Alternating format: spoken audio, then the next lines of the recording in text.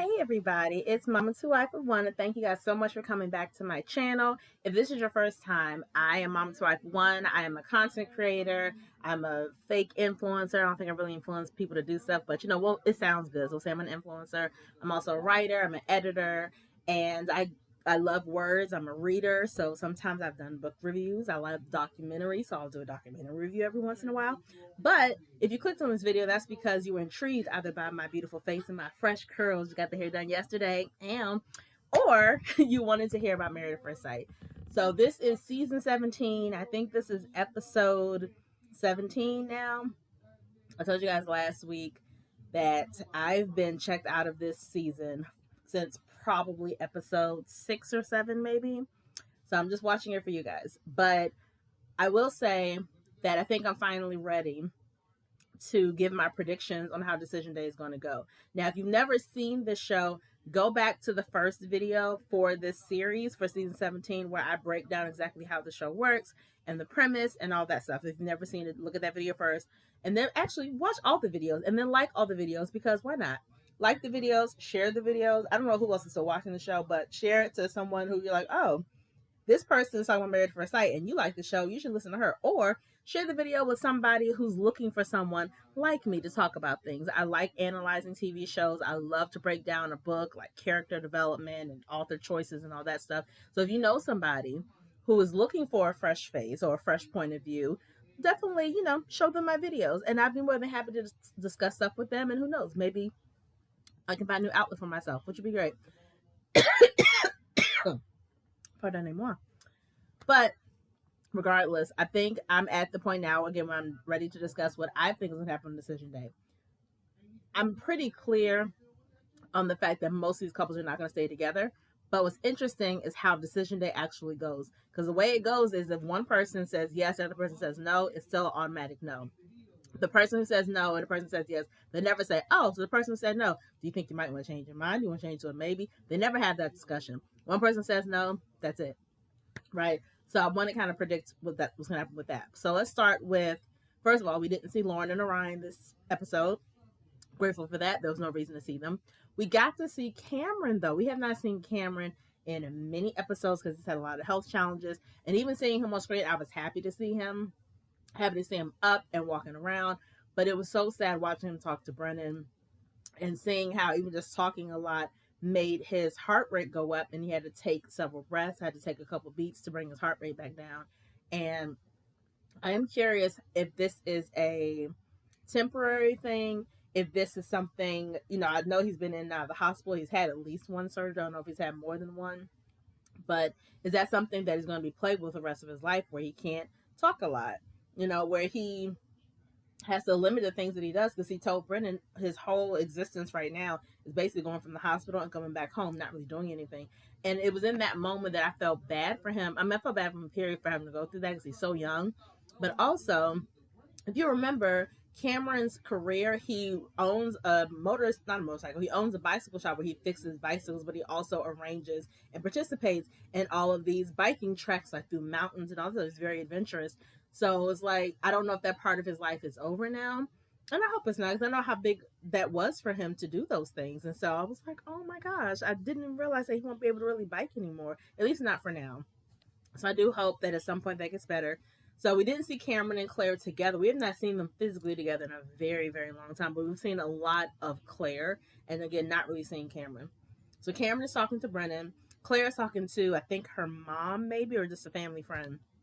And basically talking about the state of where things are. Not even the state of their marriage. Just a matter of like, have you talked to him? Have you talked to her? What is, the vibe right now? Because if you remember, Claire's the one who said she wanted to, I think she said she wanted to stay together, or she wanted to separate. And Cameron said he wanted a divorce. Cameron was very clear. And so I was kind of confused. I feel like they're still not on the same page, and the communication is still kind of off. Because she's telling the mother family friend, he was meant to be in my life for a reason. It may not have necessarily been for the title of husband and wife. It may not necessarily should have been married.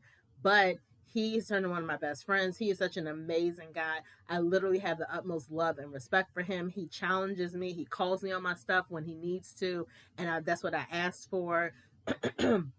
But in her mind, and she's been saying this for weeks, that she has crafted him as like the perfect best friend in her mind. And I'm so glad he's in my life. No romantic stuff. No, I miss him as a husband. More so, I'm worried about him and he's my friend and I want him to continue to be my friend. That's where she's coming from. He feels like he's still getting mixed messages. He's like, she's so worried and she's so emotional. And it's like, you only get emotional like that over someone you care about. So is she emotional because, oh my gosh, something happened to somebody? Is she emotional because, oh my gosh, this happened to my husband? So I feel like Cameron, even second guessing all of that, he's still holding out hope that Claire can be the kind of wife that he has been asking her to be. And it sucks because I think Claire's made it very clear, at least not to him, maybe, to me. She's made it very clear that she just sees him as a friend, a very cherished friend, but that's all she sees us as. She believes that they were meant to be together, but not in this romantic sense. And Cameron is holding on to the fact that she is trying so hard and constantly reaching out to him and constantly calling him and constantly trying to be there for him. He's reading that as, oh, she's now trying to be the wife that I've been waiting for. And I don't think that's the case. So it sucks that even after all this time of being apart, they still are not able to, they're still kind of misreading each other. And he did tell Brennan, if at decision day, if she says she wants to stay together, I'm going to say I want to stay together, which I really hope he does not mean. I also don't really see her, I don't see her saying yes on decision day. Like, I think that she has been very clear, again, for the past few weeks of how she views him and how she views their future. So, prediction day for them for decision day, it always depends on who is asked first. That's the kicker. If one person, if I feel like strongly about one person and the world is feeling strongly that this person is going to say no or going to say yes, for instance, they normally don't start with them. You always start with a wild card because that dictates how the other person is going to react. I think that on decision day, if Cameron is asked first, I honestly don't know. I think probably they're going to ask Claire first, I would imagine. And I think Claire is going to say no to being married, but yes to being best friends. And Cameron's just going to say no after that. If Cameron is asked first, I feel like he may, based off of what he said the last episode, I think he may say yes just because he's going to hold out hope that she has kind of had a change of heart and she's willing to actually try. And I don't think her answer is going to be yes after that. I don't see good. I don't see that being a really good thing. And hopefully they sit down and have an actual conversation before decision day so they can kind of clear the air and they're both very, very abundantly clear on what each other wants. But right now it's like, And then I was also thinking about the fact that this is a man, again, who's had these heart issues, has had heart surgery, and now he can't talk for a long length of time without his heart rate going up, him getting out of breath, making it hard for him to breathe, and he has to take a break. And yet he's married to a therapist whose sole job is to listen to other people. So physically, it's not really a match anymore either, because if they're in each other's company, she's going to be expecting him to talk and talk about his feelings and to say this and say that while she's the apt listener.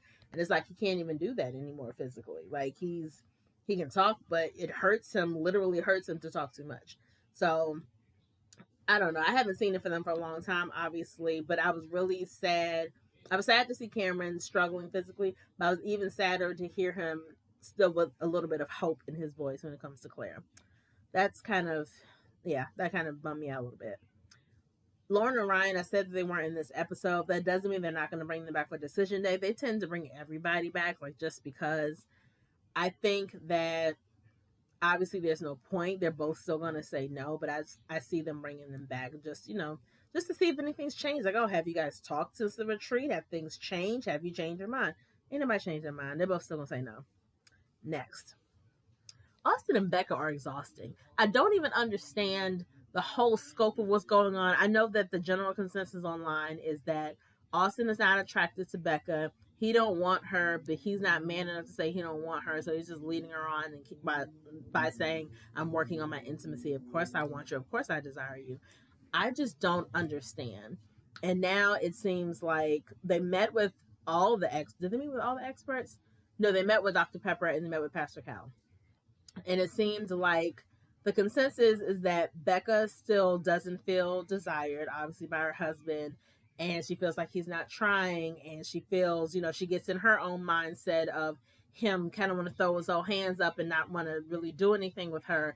And then in his mind, he feels like sometimes she is trying to not run his life, but I guess just little things that she does. Her aggressiveness and her assertiveness comes off as her trying to make decisions for him. And he mentioned like some small example of them being in a store and her just kind of undermining something he said or something. And granted, it was a small example he gave, but even when they were talking to Pastor Cal and Dr. Pepper, he was asked a direct question. He starts answering it, and then Becca kind of jumps in and almost answers it for him or says what she thinks that he's actually trying to say. And I can't understand as a man, like, obviously that's a turn off. Like, you want to be, not that he's trying to take over at all, but at least you want to feel like your voice and your opinion is valued and respected. So I do understand where he's coming from with that. I don't know how often that happens necessarily, because this is my first time hearing him mention that he doesn't really like that she does that. And I didn't even really see her acknowledging that she does that either. It was more like, I don't do that. If somebody says, hey, when you do such and such and such and such, it makes me feel this way, you can't then say, but I don't do that. No, you can't tell me how I feel about what you are doing. You did cut me off just now. When you cut me off, this is how I interpreted it. And, that's hard for some people to digest. And again, I don't know if he's ever said this to her off camera at any other time. She kind of mentioned that too, that he acts a different way on camera than he does off camera. And we've seen that a lot for a lot of people on this show throughout this series, because people have a loose idea of what it means to sign up for the show. They fill out this 200 questionnaire about their past, about their relationships, about what they want and all that stuff. Fill that out. They go and have an actual face-to-face interview with all of the experts. If they're lucky, they get a home visit from one of the experts, and then the expert chooses them, and they get a phone call or they get a visit saying, hey, you're getting married in 2 weeks. It's one thing to know this in the back of your mind that that's how this is going to happen, because again, this show is in the 17th season. The formula has not changed, right? So it's one thing to know that. It's another thing to actually be in the midst of it and actually be on camera, actually have cameras following you around while you're going to pick out your wedding dress, having a camera following you around to tell your family and friends you're getting married, following you to the honeymoon, showing you wearing a bathing suit, showing you wearing your pajamas, showing you doing a physical activity that you've never done before and you're insecure about how it's going to look. And the fact that, everything they shoot is real footage. They're not making anything up, but obviously things are going to be shot in a certain kind of order, in a certain kind of way to produce a specific storyline for you. And again, it's not that you didn't say those words, but sometimes things may be taken out of context. Sometimes a shot of a facial expression that wasn't said for a certain thing is going to be inputted to make it seem like you don't like this person. They do that reality TV all the time. And again, it's one thing to know that as a fan of watching the show. It's another thing to actually be in the midst of it and now to be judged maybe unfairly, or again, to be presented in the way that you don't think you are. Or on the side note, being presented in a way that you are, but you've never really acknowledged about yourself. So it is a lot. And I think it's, I don't want to say fair, but I understand why so many people act one way on camera than they do off camera. I can kind of get it, but that doesn't make it right, right? And if you're not used to all those cameras in your face, it is very daunting. It is a very intimidating. It's just a lot because they are everywhere. Even when the cameras go home at night, they tell you that they have cameras in the apartment late at night. So if you guys have an argument, I'm sure they encourage you to have it in the living room so that they can catch it all on video and audio. And if you have it behind closed doors, they're just going to ask you about it the next day. That's just the way it is. And again, you signed up for this stuff, and I'm sure everything is laid out in the contract, so you know these things. So if you don't think you can handle it, which again, you probably don't know if you can handle it or can't, but if you already know that, wow, these cameras are going to be in my face all the time, am I ready for this? If you don't think you're ready for it, then just don't do it. Or if you do it, make a commitment to yourself and to your spouse that, hey, I promise that, we'll have a discussion about what you do and don't want us to discuss on camera. Maybe you don't want to talk about sex on camera. Maybe you don't want to talk about your parents on camera for whatever reason. Have that discussion early with your spouse as soon as the cameras are gone. Let's have a united front now and decide for ourselves what we will and will not dispose. If you and I end up having sex during this 8 weeks, you don't want to mention it on camera, bad. We're not gonna mention it on camera. We'll just pretend like we haven't had sex this whole time. We'll pretend like it's not an issue. But whatever, just be on the same page. And it's like they're going through the same thing you're going through. This is the perfect person to talk to about whatever fears and whatever, whatever you're feeling. So I don't really know if Becca's telling the truth. I don't know these people to know if they're honest or not. I just know that at this point I'm exhausted of seeing them. They're never going to have sex. I just don't see it. But I don't think Becca and Austin are ever going to have sex. I think they genuinely like each other. I think they genuinely care about each other. I think that Becca may be a little more than Austin is prepared to deal with. And not necessarily meaning that Becca is bad by any means, but I think that she is very secure in herself. I think she can be assertive. I think it's interesting that in the beginning of the show, when it first started, and we're learning about the people, that they almost made it seem like the storyline with Becca and Austin was going to be her illness and her sickness and just a lot of her health challenges. That has not even come up since the honeymoon. Like it's all been about the lack of intimacy and why Austin doesn't want her. That's what the whole thing's been about. So I think for them right now they're about 12 days away from decision day, I believe, so less than 2 weeks from decision day. I think that if Austin is asked first on decision day, he is going to say he wants to stay married. I think Becca, if she hears he wants to stay married, I think Becca is gonna say yes because she believes in what they've built and she believes that they can overcome whatever they have in their path, right? I think if Becca is asked first, I think she's going to have a long pause. I think she's going to have a long monologue about how she really has so much love for Austin. He's this wonderful guy, blah, blah, blah, blah, blah, blah, blah, blah. But I think ultimately she would say no if she's asked first, simply because the religious angle still hasn't necessarily been resolved and the intimacy angle hasn't been resolved at all. So I think that she is at the point where she's just kind of fed up. She's tired of waiting. She's seeing some progress, but not enough. So I think if she's asked for, she'll say no. But ultimately, I don't think they're going to stay together. And that's just my 2 cents. Next, we're going to Emily and Brennan. Let me say this. And I saw so many comments on social media. Is funny. People on social media are high freaking hilarious when it comes to just talking about anything.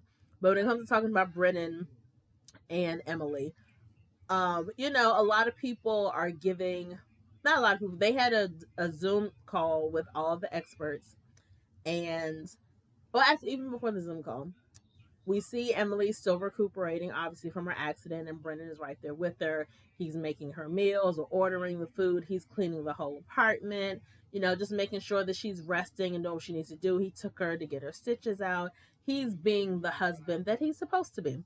Or actually, as one person on social media said, if I see an accident and someone's been brutally hurt, I'm calling 911 to help them. So him calling 911 for his wife or getting somebody else to call 911, I would do that for a stranger. So that's not necessarily like a husband thing. Oh my gosh, he jumped into action. He did what any person would have done in the situation. Oh my gosh, you're bleeding. Let's call the ambulance to make sure you're okay. Any person would have done that. And I said that before, that yes, he did what he was supposed to do. But again, because he did what he was supposed to do, I'm not going to give you props just because, oh my gosh, you called 911. That was so nice of you. That's what you're supposed to do. And whether you are resetting to friendship or not with this girl, even if you guys are just friends at this point, then that's what a friend would do. You would go with them to the hospital and make sure they're good. You would ask them, are you okay? You would kind of lessen the load for them a little bit. Like, that's what a friend freaking does. Like, you did nothing special as a husband. Like, you really didn't. But you're there. She feels like, oh my gosh, she has my back. And this is so great. And she's telling the experts it was wonderful. It sucks it took something like this for me to realize it, but he really cares about me and he really has my back. And we've talked before, well, not we, but I'm sure the experts mentioned it a little bit about trauma bonding. It is very common and easy to bond with someone over trauma, whether it's trauma that you've experienced, trauma I've experienced, shared trauma, whatever. And for this to be something that they experience together, yes, they're going to bond over it. Like I said last week, what happens when she is fully recovered and fully recuperated and things go back to normal? You don't have to dote on her anymore. You don't have to clean the whole apartment once so she can rest. She's back to normal. Where are you guys now? Are you both still just friends? Like, that's what he said he wants from you right now is just friendship, because he's trying to restart, because he wasn't trying to put in the actual work to be a husband. And again, the things that he has done this thus far since your accident is not husband stuff. He's being there as a friend, make sure his friend is straight. So none of that really changes anything. And the experts kind of hinted at that, but I think they didn't dig deep enough into that about what happens now. It was more like, oh my gosh, Brennan, we're going to give you props because, you really sprung into action. And I'm sure this was traumatic for you too. And again, I'm not taking away from the fact that it was traumatic. I don't want to make it seem like I'm making light of any of this. But at some point, the drama is over. And then what do you do? So, and as we see a preview from the next episode, they're having a lovely dinner, and all of a sudden he says something about being negative, and she bursts into tears and walks away. And it's like Brennan's back to saying some dumb stuff all over again. So it's like, again, nothing has really changed. So their decision day, I think that if Brennan is asked first, he's going to say he wishes to stay married, because in his mind, we've gone back to friendship. Now we just got to graduate from friendship to kind of liking each other. Then from kind of liking each other to maybe dating. And then from dating, we can go to like, I don't know, maybe kissing at some point. Like, I feel like he is going to assume that this trajectory is going to happen. He's also the one who says that I'm not about divorce. I'm not getting a divorce. I'm not giving up. So if he's asked first, I think he will say he wants to stay together. And then her response, I think, will be no. I think that she has gone through a lot. I think there's been a lot that she has internalized and hasn't really talked about with anybody. I think there's some stuff I'm sure that's been off camera that maybe she hasn't really discussed. And a lot of that stuff comes out either during decision day or during the reunion, where we hear about some conversations that took place off camera that really cemented their decision on decision day.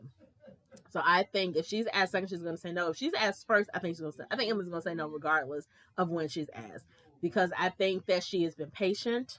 I think she'll say that she has been patient, that she's been trying to work with him. She can tell that he cares about her, but he doesn't care about her the way a husband should be caring about his wife. And after almost 8 weeks, it's like, if you don't love me by now as your wife, or if you're not even trying to get out of the friend zone by now, like, what are we doing? Like, we're just wasting our time here. So that's my prediction for them. For Michael and Chloe, obviously their timeline is a little bit off compared to everybody else. They've been married literally 7 days. They had their, even before the housewarming party, they come back from the couples retreat, and she's like, it's just not such a whirlwind. Everything has happened so fast and so much. I am an extreme introvert, and I really need my space. So I think I'm just going to go home for a couple of days, and I'm going to hang out with my dogs and just kind of decompress. And I think it'd be great for you to decompress too. I think we both need this. One thing I hate is when someone says they need something and then they try to put it on, we could both use this. I'm sure you need it too. Don't tell me what you think I need. You're just trying to put that on both of us and say both of us need this, so it doesn't seem so obvious that you're the only one asking for it. That's really all you're doing. And I really don't like when people do that. And again, you knew what you were signing up for. You're an introvert. Okay, I get that. We've had introverts on the show before. So why would you sign up for a show where you have to be with this person basically 24 hours a day as a wife? Why do that if you're really an introvert and you need your space and you need to just kind of decompress and walk away and blah, blah, blah. Because you're doing that at the very beginning of the relationship. And granted, yes, a lot of stuff has happened. In 7 days, you got married, you went on a honeymoon, and you went on a couples retreat. That is a lot of stuff. I understand that. But marriage, assuming that you and Michael stay together for the rest of your lives, so that's the premise and the hope that, you're going to stay together, because that's why you got married in the first place.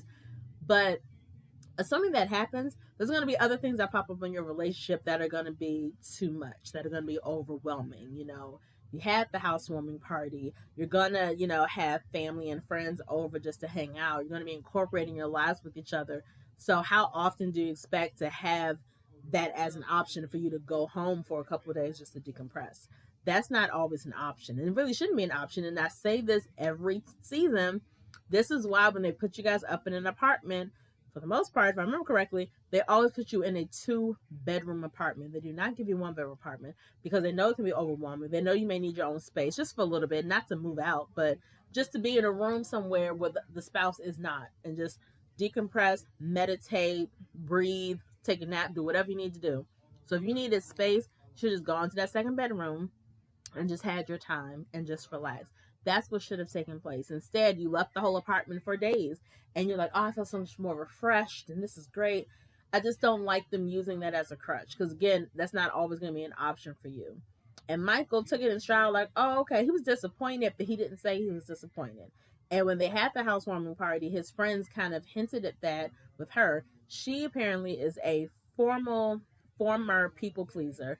He is still a people pleaser where he's trying to make sure that everybody's okay and make sure that everybody's comfortable, and he doesn't want to do or say anything to rock the boat or to make anybody feel invalidated in their feelings. So he just kind of goes with the flow to make sure you're good, because in his mind, my job is to make sure my wife is straight, to make sure she's comfortable, to make sure she's happy.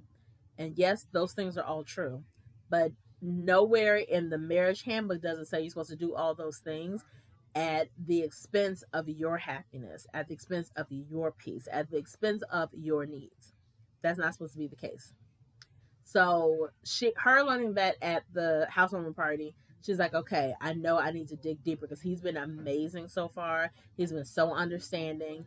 But that was kind of in the back of her mind that he's doing all of that, but does he really feel the things that he's saying, or he's just saying the right thing because it's the right thing to say?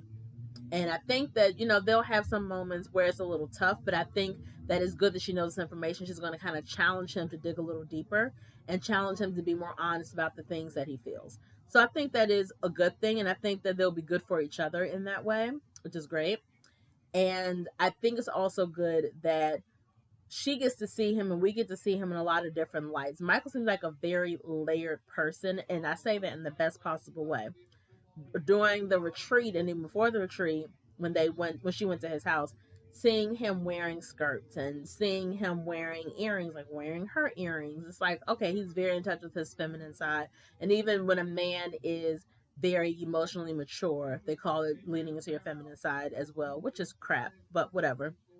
So her seeing all of that, the storyline they're creating is like a potentially this is going to be a turn off for her that he's so in touch with his feminine side and she hasn't been with a man like that. But then cut to couples retreat where he is killing it on the ninja warrior course and he's the strongest one and he's doing all the challenges and you get to see that masculine side of him. And then this episode, he takes her to one of his favorite places, which is a boxing ring. So seeing him with the gloves on and seeing him in the ring and throwing the jabs and the punches and blah blah blah, she's like, oh my gosh, like he is so strong and this is such a turn on and blah blah blah. So I like that, again, she and us are getting to see that duality of Michael. I really like Michael as a man compared to the other men on this season.